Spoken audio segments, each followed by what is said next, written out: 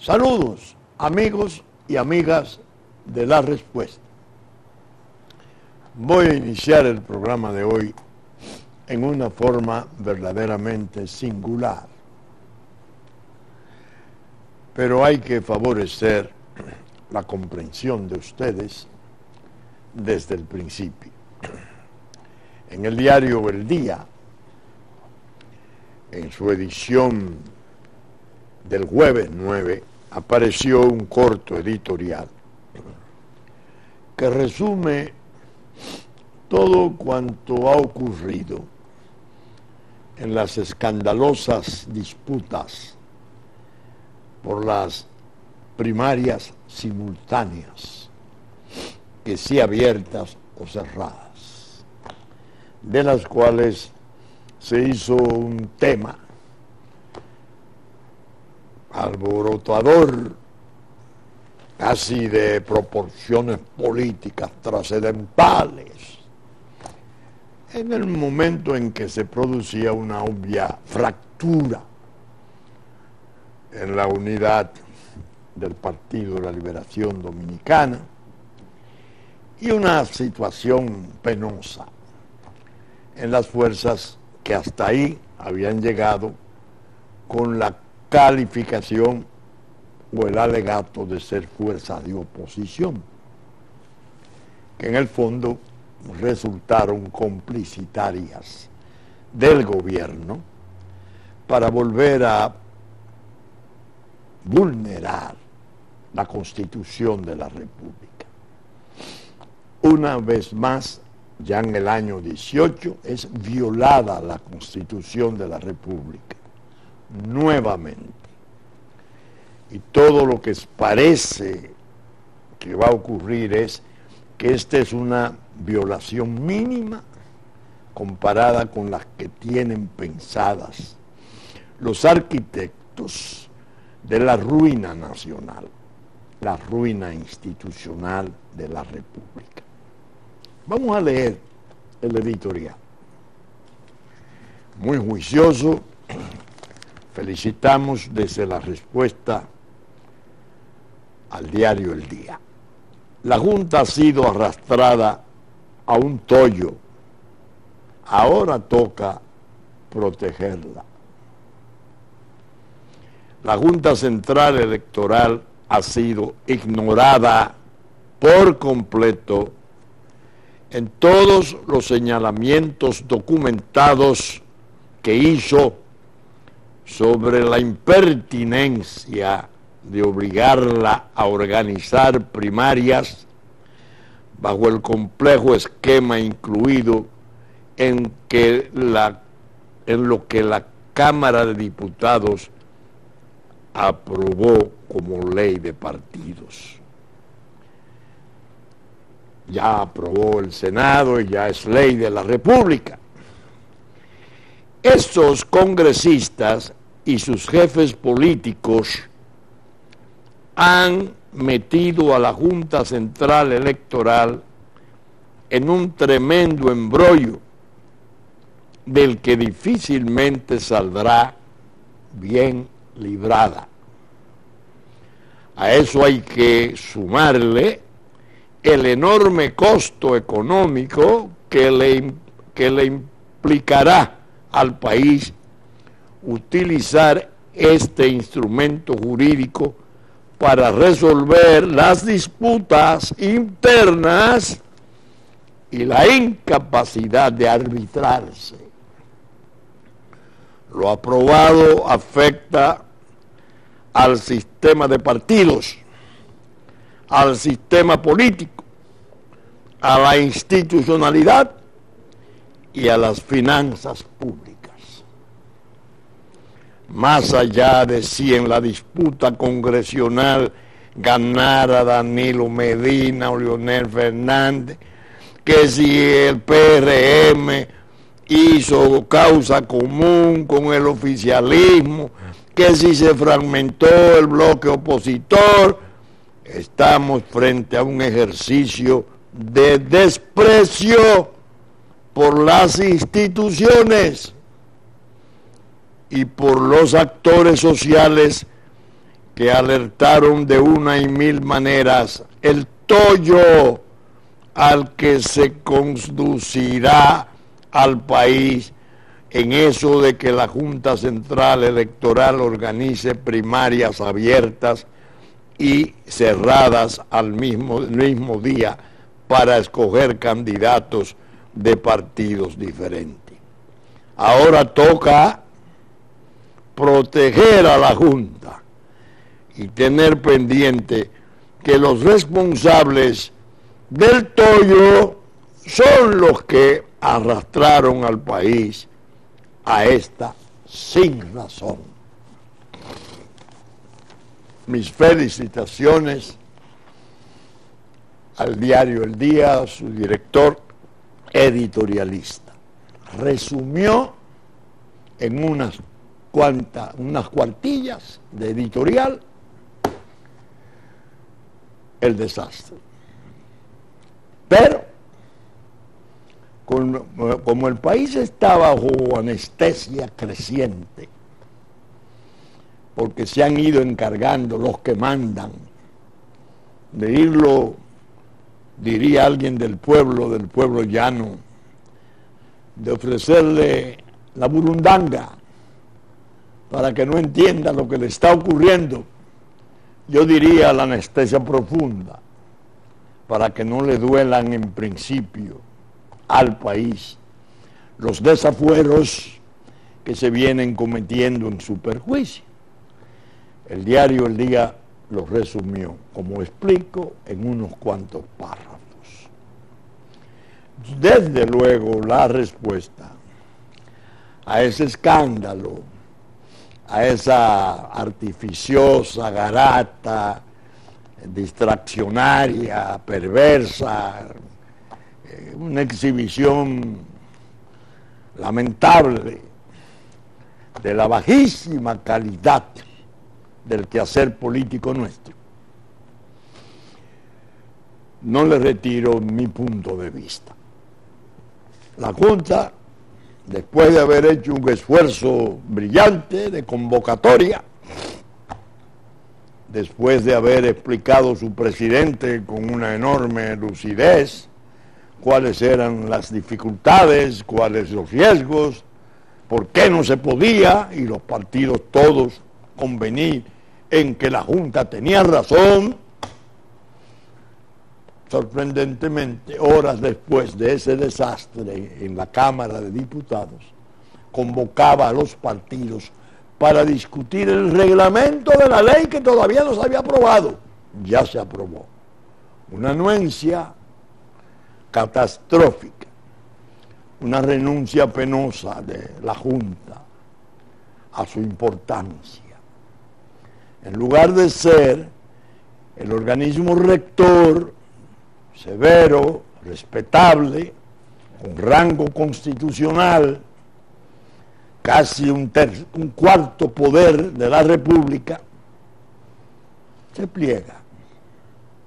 Vamos a hacer el reglamento, si eso es lo que ellos quieren, aunque en ello nos vaya eso que dice El Día, la destrucción de nuestro trabajo, de nuestra honra, porque vamos a meternos en una olla de grillos, decenas de miles de precandidatos a escala nacional, en forma simultánea, el mismo día, bueno, casi un caos de diseño, de libro, es lo que se está diseñando.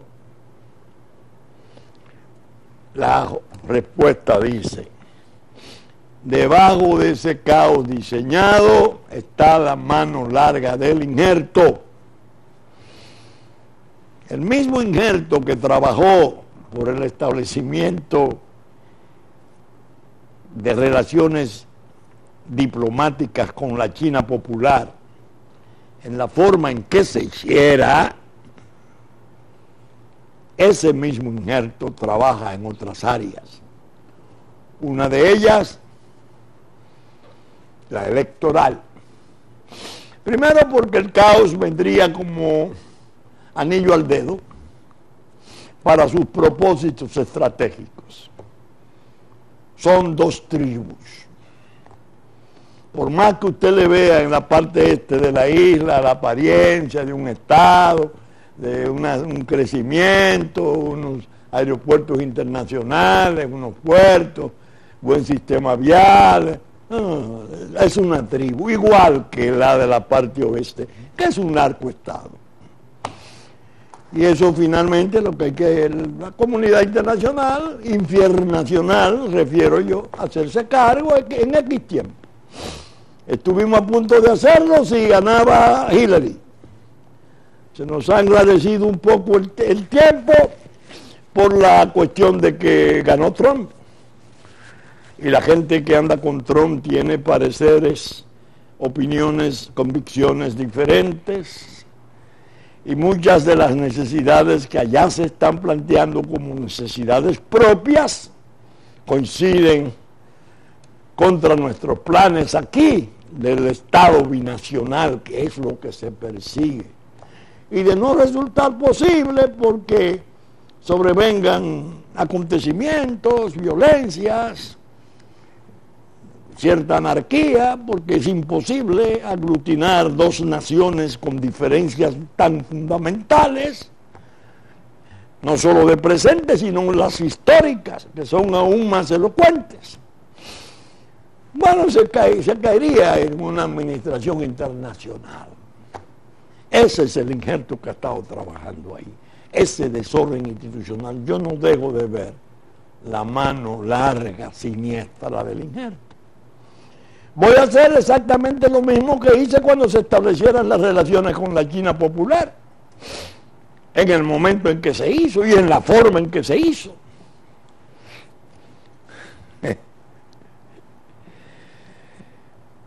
No descarté que ella estuviera trabajando activamente en ese proyecto. Cuando lo vinimos a saber, cuando la chinita encantadora que se había ganado la simpatía aquí de tanta gente y de tantos sectores, anunciaba su retiro ya de las responsabilidades en la estructura de la diplomacia de China popular, se despedía. Ahí le dio gracias efusivas a ese ministro Gustavo Montalvo por lo mucho que hizo él y su equipo para hacer posible esas relaciones. Ustedes me oyeron ya en el programa pasado, para asombro de muchos de mis amigos que me decían, pero bueno, esto es una barbaridad que tú tengas esa presunción. Cuando lo dije la primera vez y tuvo la chinita que venir a cantar. Ay, mira, pero eso es USAID. ¿Y cómo anda USAID promoviendo esas relaciones con la China popular en el momento en que comienza la guerra de comercio más grande de toda la historia entre China y Estados Unidos? Ah, eso es alta política. Ustedes no saben de eso. De ustedes le vamos a mantener una burundanga ahí, algún exorcismo brasilero de Brasil, que todavía está activo en la elaboración de los espejismos y de las fantasías. Y nos vamos por el plano electoral. Cuando la Junta Central Electoral comience a organizar y a dirimir ese espectáculo de más de 30.000 precandidatos, 40.000 candidatos, uno ni nos puede contar en toda la República. Cuando vengan las impugnaciones, cuando vengan los resabios, cuando vengan los problemas de identificar la veracidad de la nacionalidad. Ese tiene cédula, pero no es dominicano, ni habla español. Yo no lo acepto. Ah, pero es abierto, puede todo el mundo concurrir a los partidos. Los partidos han dejado de ser. Decía el doctor Fernández, Leonel Fernández, en un artículo que era una medida destinada, y así lo comprobaba con mucha certeza, elegante certeza, que liquidaba al sistema de partido político y daba muerte a la democracia. Eso es lo que hay. Entonces, dije que era una manera de iniciarlo en una forma singular. cuando leí este editorial del diario El Día. Lo único que le faltó al diario El Día fue, además del desorden, además del descrédito seguro que la Junta se va a agenciar en ese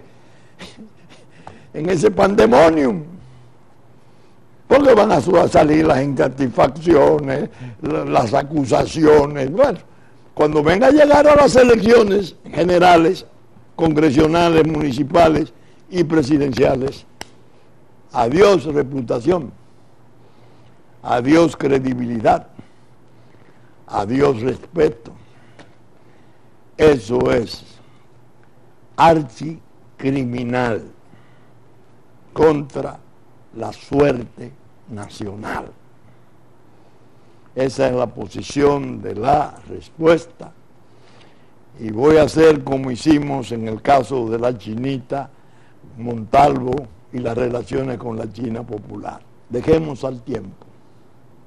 El tiempo se encargará, como el Dante expresaba, de rendir, de dictar la ardua sentencia. Bien, ese es el tema que fulguró y que, bueno, se hizo el tema esencial, parte de la burundanga. Porque nosotros teníamos, digo, este es el tema, falso, lleno de grávido, de trampas y de acechanzas y bajezas, porque teníamos elegido otro tema muy importante, un tema ya de otra manera, es decir, que se refiere a un aspecto regional. El de aquí, pienso, para volver a él brevemente al final, que ha demostrado hasta dónde ha llegado la animadversión ciega, torpe, peligrosa del liderato mayor del Partido de la Liberación Dominicana.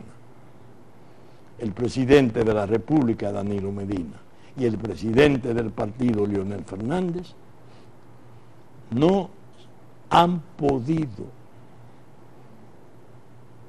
alcanzar el convencimiento de que todo ese desorden es parte de la aniquilación en el poder del Partido de la Liberación Dominicana. Por muchas promesas de permanecer en el poder, de sacar a este, de hundir al otro, de hacemos tal o cual combinaciones y todas esas ridiculeces que aparecen, hay que partirme el pescuezo para quitarme a mí una, dice un adefesio que anda ahí, enloquecido. Todo ese desorden no puede ocultar la verdad que hay de fondo. El Partido de la Liberación Dominicana es el objetivo.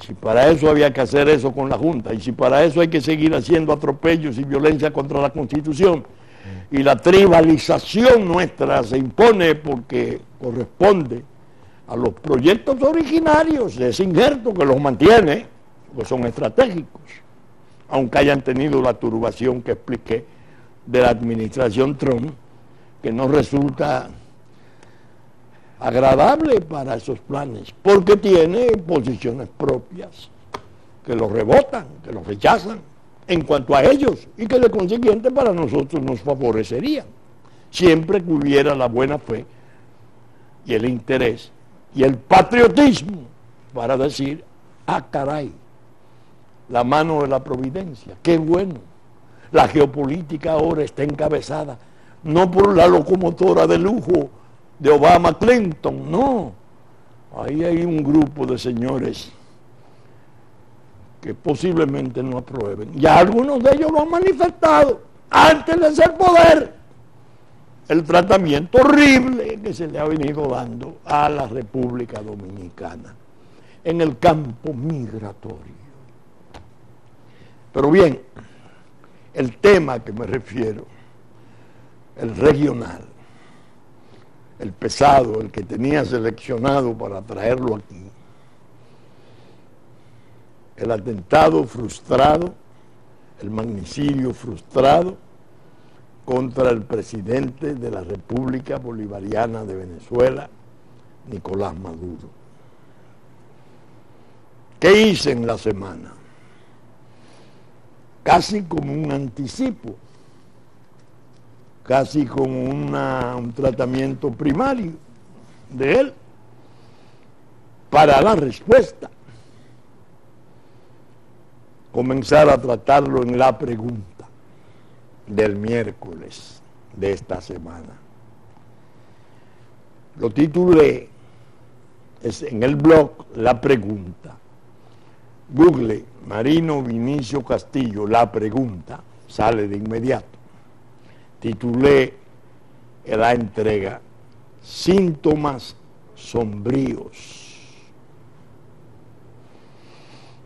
Es decir, le hice caso, el caso merecido, me impresioné en esta experiencia en que Nicolás Maduro, como digo en el blog, ha visto aparecer el magnicidio como una realidad. Es decir, ya no era el anuncio más o menos fervoroso, un tanto espectacular a que nos acostumbró. No, ya era algo que se veía explosionar. Un dron, 2 drones, uno de ellos que salió en la televisión perfectamente, se vio que estaban destinados a confluir, uno desde una dirección, el otro desde otra diferente, en la tribuna, donde no solo estaba el presidente Nicolás Maduro, sino un centenar de funcionarios militares y civiles de Venezuela. Si no se hubiese producido la intercepción que se hizo, si no hubiese existido el mecanismo inhibitorio, la inhibición de las señales de los troncos, estos cargados de C4, un explosivo tremendo, hubiesen volado la tribuna. No creo que en América ni en otras partes del mundo pueda aparecer una experiencia tan devastadora, tan terrible como esa que se estaba desarrollando en Venezuela. No le quise, repito, restar importancia ni comenzar a despreciarlo, así lo planteo en síntomas sombríos, hay que hacerle caso.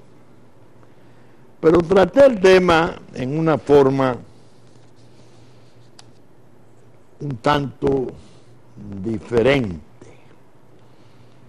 a las actitudes que una parte de la opinión pública mundial, especialmente aquellos estados muy afines al régimen bolivariano, han tratado, ¿no? Claro, una atrocidad como esa es un hecho de violencia, de lesa humanidad, no hay duda, porque no se puede concebir el rencor ni el encono en tales términos.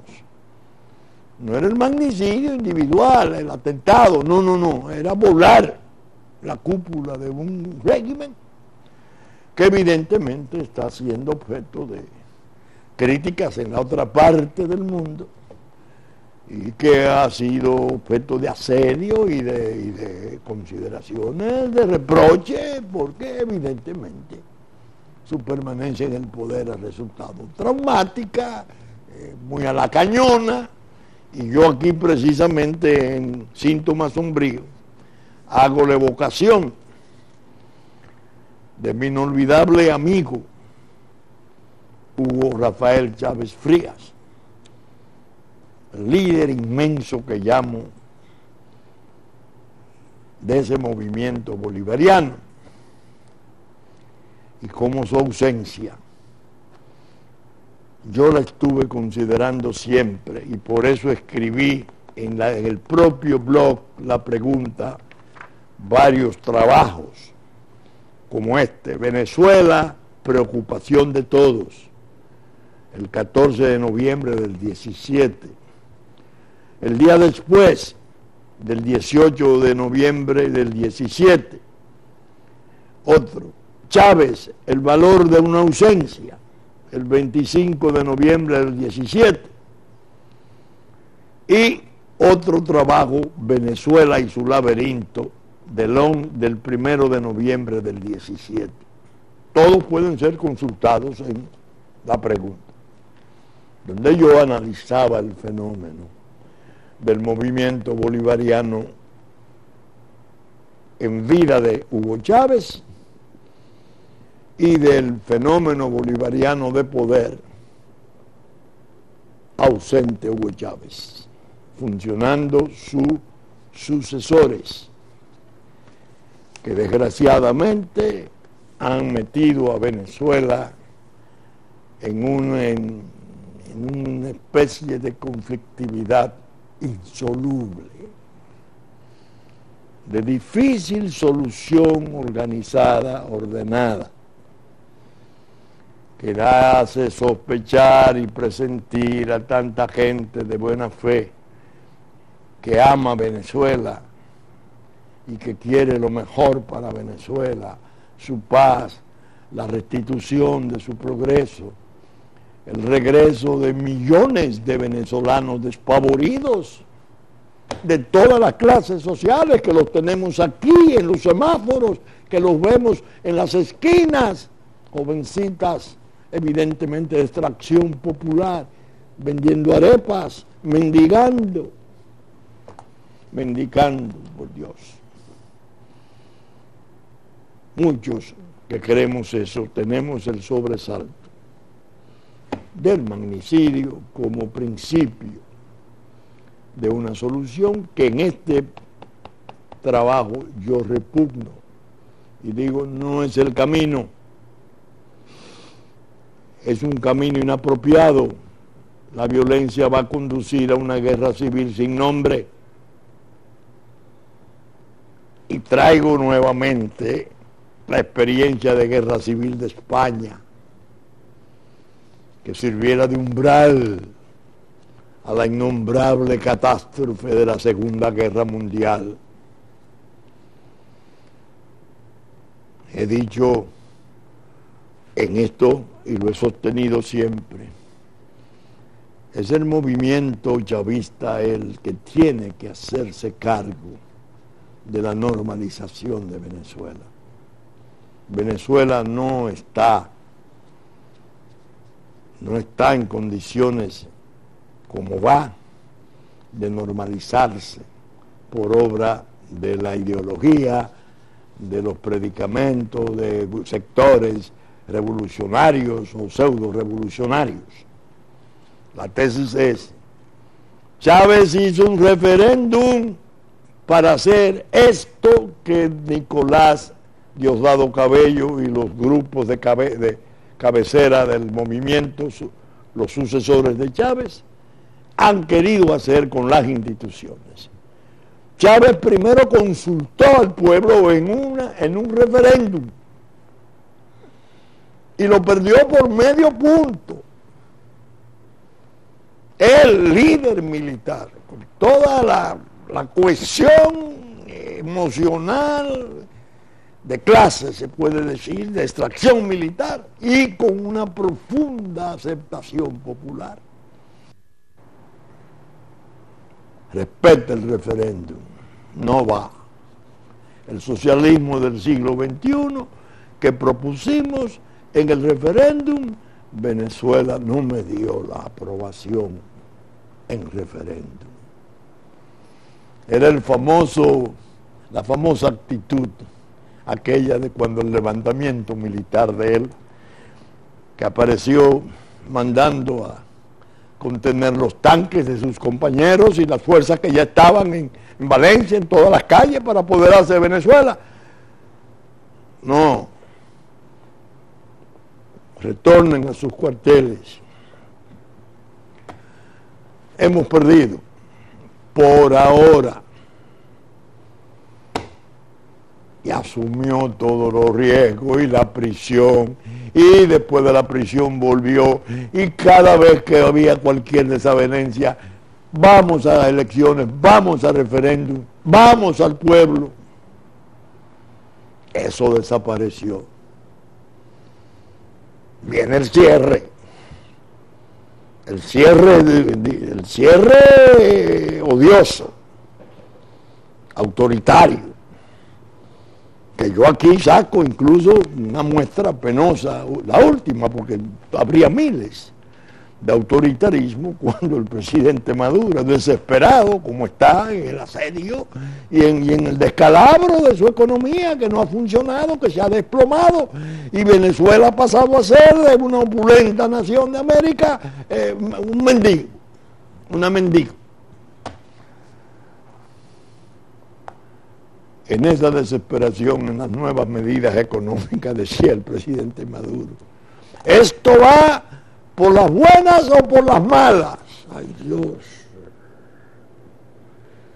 A todo esto, presos políticos, quejas enormes de censura, de coacción, de limitaciones odiosas de libertades públicas, de inseguridad, fuga de población, bueno, por frontera y de todos modos a Brasil, a Perú, a Chile, a Colombia especialmente.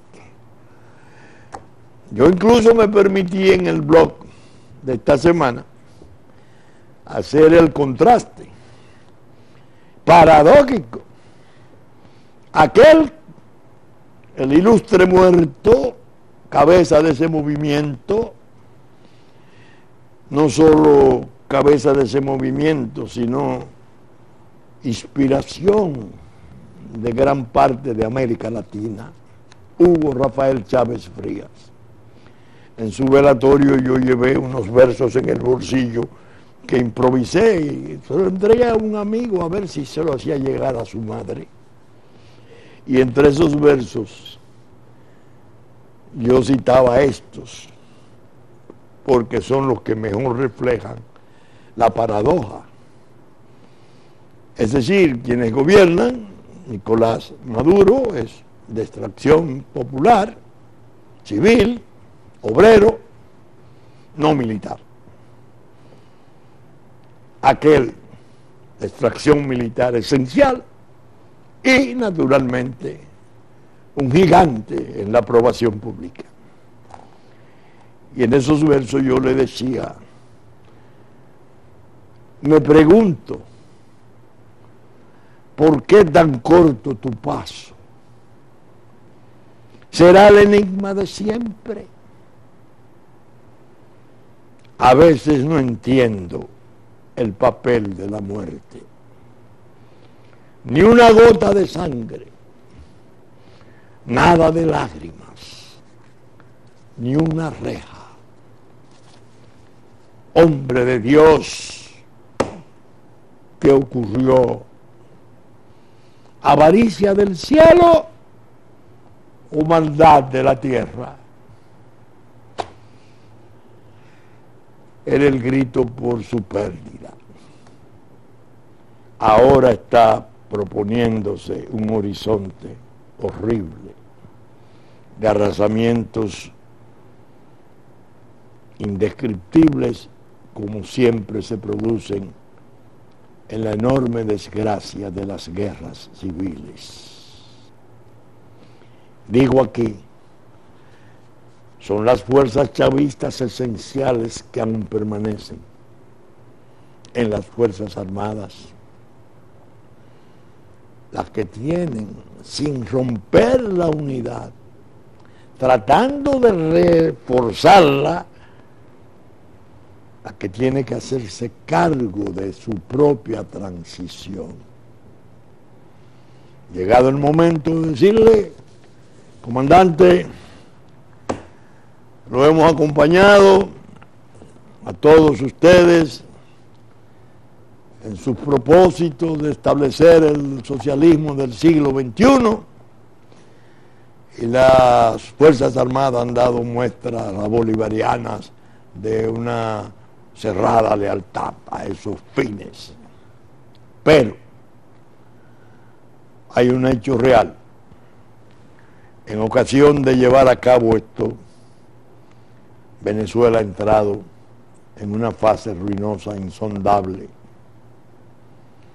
que si se mantiene nos va a llevar a la división, y la división implicará guerra civil, y la facción nuestra que se mantenga aferrada no solo al pensamiento de Hugo Chávez, sino a las ejecutorias disímiles de ustedes, va a tener apoyo de milicias populares, porque la hemos preparado para eso. Y es posible que ganemos, pero habrá siempre un hemisferio de la población, la misma población que ganara unas elecciones congresionales, que por desgracia cayó en manos tan torpes como la de Ramos Ayud, que en lugar de ver que el triunfo congresional que había tenido la oposición era una oportunidad de controlar los excesos posibles del poder, de servir de balance, de equilibrio, la primera declaración que dio fue: al gobierno de Nicolás Maduro le quedan 6 meses. Esa asamblea no se eligió, la Asamblea Nacional, para derrocar al gobierno, sino para controlar al gobierno. Todo eso se arruinó, de parte y parte. Esa es la tesis aquí. Y cada día un paso más al abismo. Y eso pasó, y están ahora los presos, y se está reclamando a Julio Borges y a Requesén, y hay una cacería, y la oposición dice que se va a aprovechar la ocasión para aumentar la represión. Bueno, pero el desorden está. Ahora, ¿hasta dónde esa unidad va a mantenerse? Creo que hay grietas ya. Sobre todo yo estuve observando que uno, quizás el principal de los individuos que han detenido con la cuestión de los drones del magnicidio, era oficial del ejército, como lo era el capitán Pérez, aquel que sobrevoló Caracas y que finalmente fue ejecutado cuando se entregara, con 6 o 7 más de sus compañeros. Hay una serie de oficiales retirados, hay una cantidad apreciable de oficiales importantes en prisión. Hay grietas. Las grietas son catastróficas. Puede ser una oportunidad para un terremoto. Y el terremoto sería espantoso. El 1.000.000 de muertos de España en su guerra civil podría ser competido en una guerra civil que sobreviniera en Venezuela, donde no se podría pensar en intervención militar extranjera. Dada la vastedad del territorio, dada el rango histórico de nido de naciones, etc. Pero, ¿qué hacer? De manera que la noticia verdaderamente impresionante era la de el magnicidio frustrado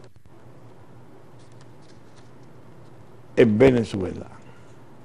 Estamos viendo las consecuencias, los apresamientos, los juicios por hacer, solicitudes de asilo, solicitudes de extradición, reproches especialmente contra Colombia, contra el presidente Santos, que el presidente Maduro no lo dejó de ver nunca como un agente de algo parecido como quizás autor intelectual, creo que llegó a llamarle, de esa actitud.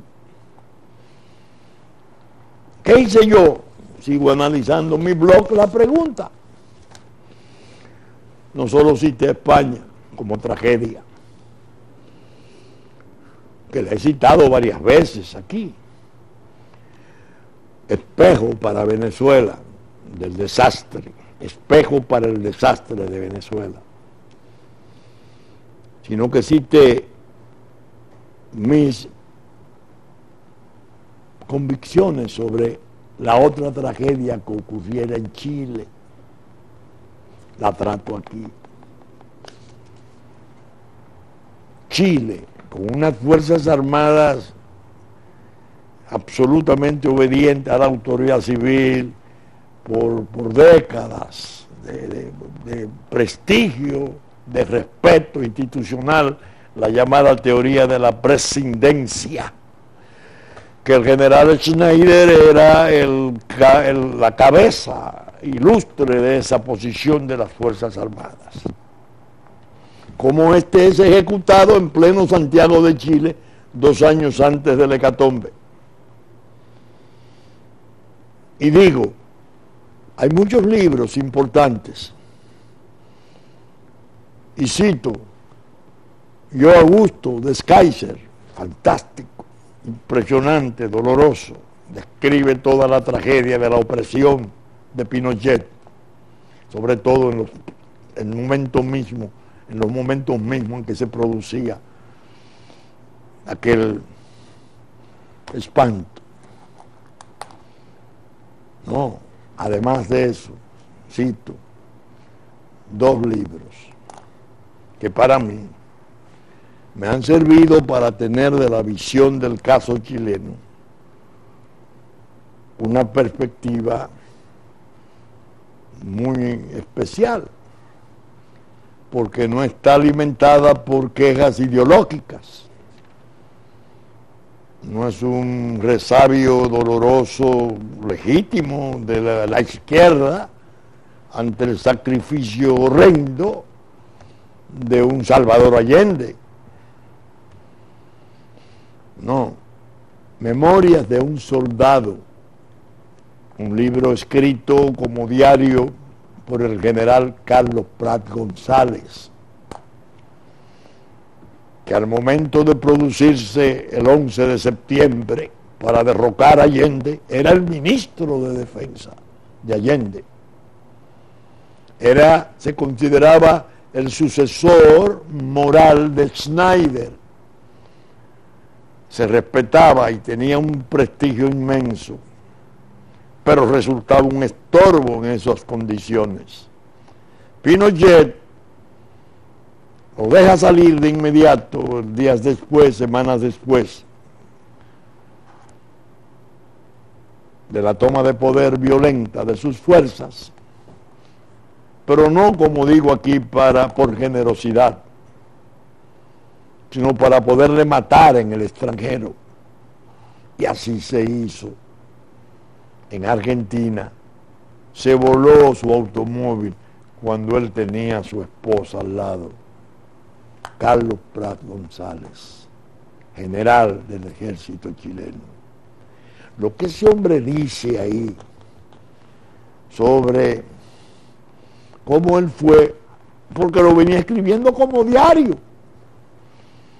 advirtiendo cómo la política estaba arruinando a Chile, cómo se veía venir la tragedia, cómo las cosas iban desafiando la profesionalidad de las Fuerzas Armadas, la posibilidad de un estallido, las protestas que se hacían, incluso él era víctima de protestas enormes que estaban en las calles pidiendo el derrocamiento de Allende, y cómo la izquierda, el MIR, el movimiento de izquierda revolucionaria, el más impaciente, acorralaba a aquel médico ilustre, a aquel ciudadano de excepción que fuera Salvador Allende. para dar los pasos hacia la implantación del socialismo. Y como los cubanos, desgraciadamente, la presencia durante un mes de visita de un líder que digo de connotación mundial, como era Fidel Castro, fueron organizando el enojo y propiciando que los oficiales institucionalistas de Chile quedaran en minoría y se produjera el desenlace espantoso que se produjera.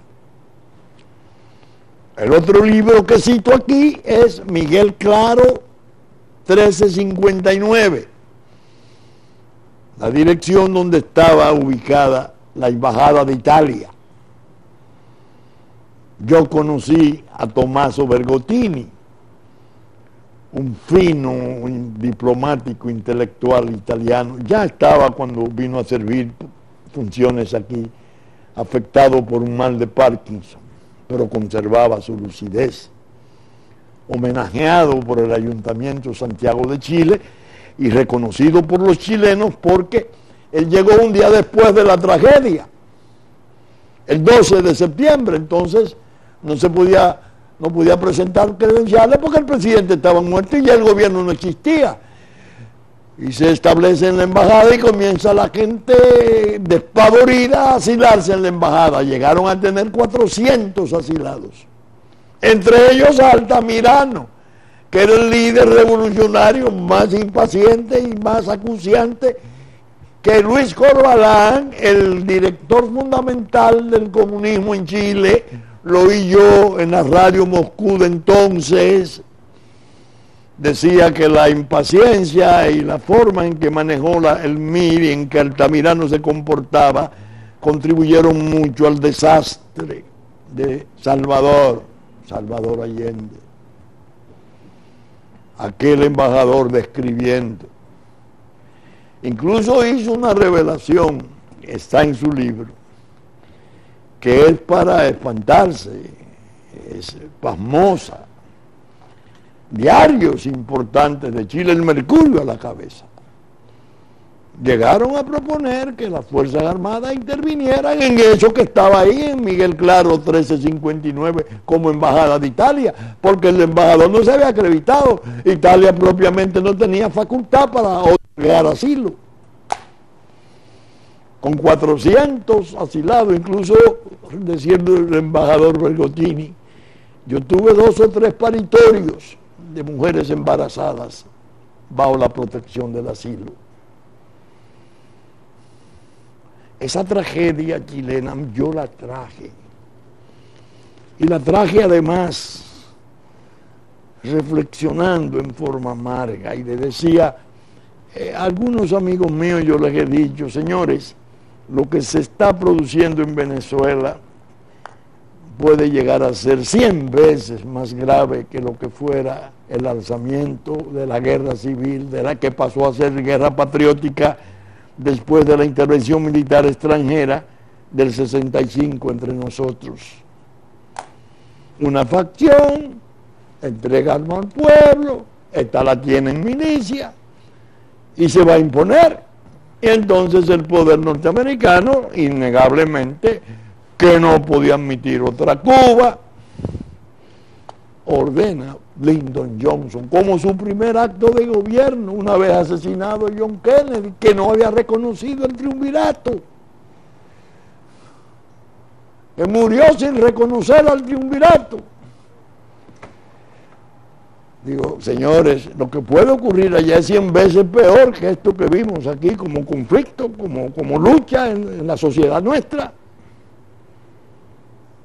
Todo eso fue parte de mi preocupación en la semana. Ahora, al venir a grabar el programa, veo que va a visitar América Latina el general Mattis, ministro de Defensa de Estados Unidos de Norteamérica. Va a Argentina, va a Chile, va a Brasil y terminará visitando Colombia, que viene a tener intercambios con autoridades de la defensa y a examinar sobre el terreno la situación de la seguridad continental, etc. Este es el general, el monje guerrero, el hombre de la biblioteca de 7.000 volúmenes, que no ha tenido nunca televisión en su casa, que llegó a Afganistán encabezando un grupo de 200 SEAL antes de que llegaran las fuerzas de infantería de marina. Ya los diarios comienzan a recibirlo de este modo. Jefe de infantería de marina visitará de países latinoamericanos. No. Quien viene es el ministro de Defensa de los Estados Unidos, que es este hombre. Al leerla, yo me quedé pensando, va a haber una revisión posiblemente